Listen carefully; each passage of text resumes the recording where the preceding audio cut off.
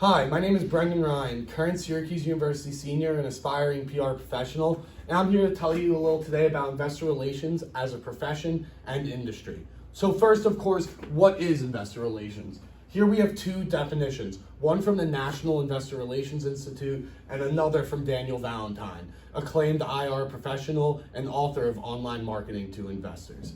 And using these two definitions, we're able to get a sense of what's involved in investor relations. They are obviously the finance and communications aspects that are well known to most people as a part of investor relations, but there are also other parts, like securities law compliance, that's just as important as stocks need to be fairly evaluated, and manipulation stops the mutually beneficial relationship between the stock market, these firms, and the general public.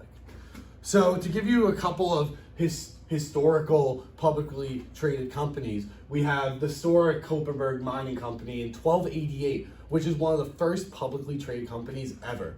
And in other examples, we have the Dutch East India Company in the 17th century.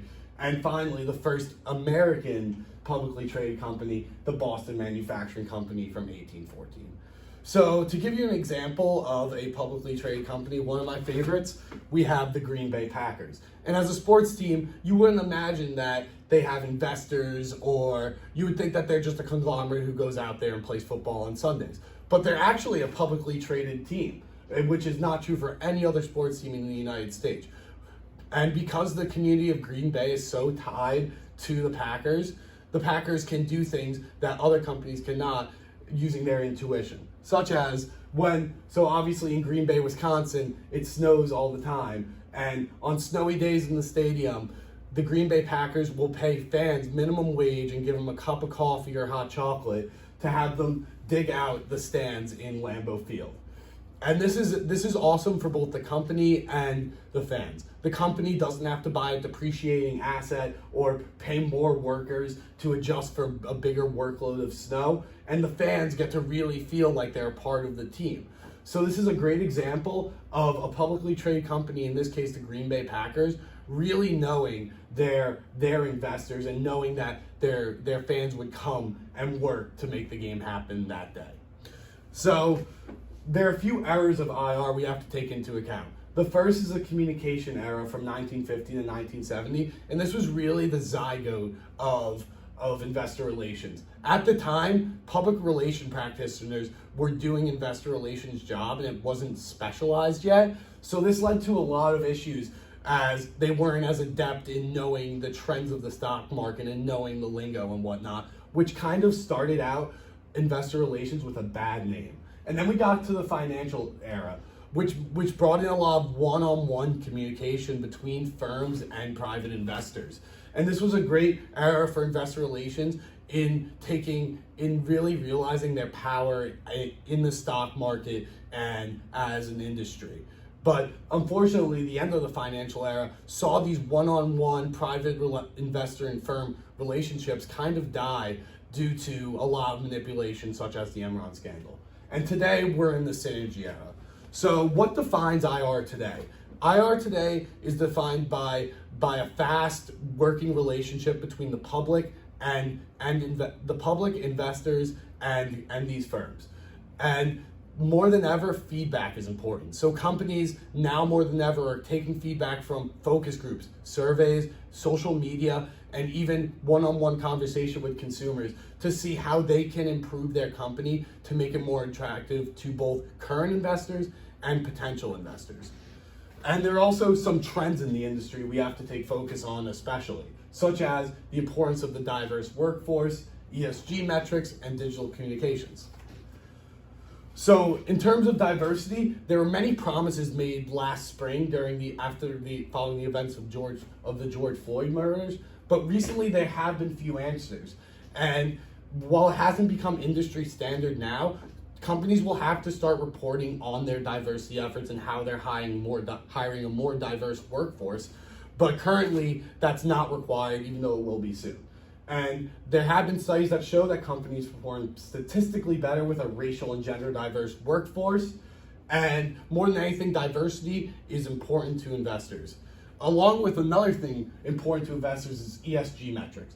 ESG is environment, environmental, social, and governance causes that really give you a better sense of a company's footprint in society. And today in investor relations circles, it's talked about in the same way as profitability as a gauge of how healthy a company is. And in countries like Australia and the UK, it's more and more being tied to executive pay along with stock price and profitability, among other things. The US is actually far behind in terms of this trend of paying executives based on ESG metrics. And like I said, ESG metrics are a great indicator of the long-term health of a company, especially in a socially conscious environment. The final trend I want to talk about is digital communications. So every company nowadays needs to be online in some sense. It's easy to pinpoint an exact public so you can see what they think about your company, or if you would maybe want to reach them better.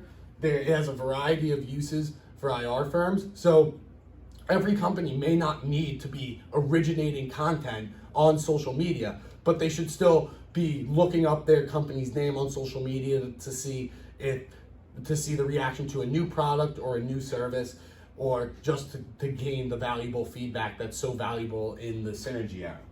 But some companies may be apprehensive due to the legal risks because of the way that information needs to be disclosed in the stock market. It's very tricky to release information without it affecting the stock. So it's very important to disclose your association with any stock that may rise or fall based on what you're saying. So to wrap this all up, I want to bring it back to Green Bay, just to give you a sense of how a company like the Packers incorporates this. So using digital communications, they're able to rally their fans to come and shovel Lambeau Field the day of the game. And their ESG initiatives in terms of giving so much to the Green Bay community makes the people want to give back to them, makes the investors want to reinvest their time in the Green Bay Packers.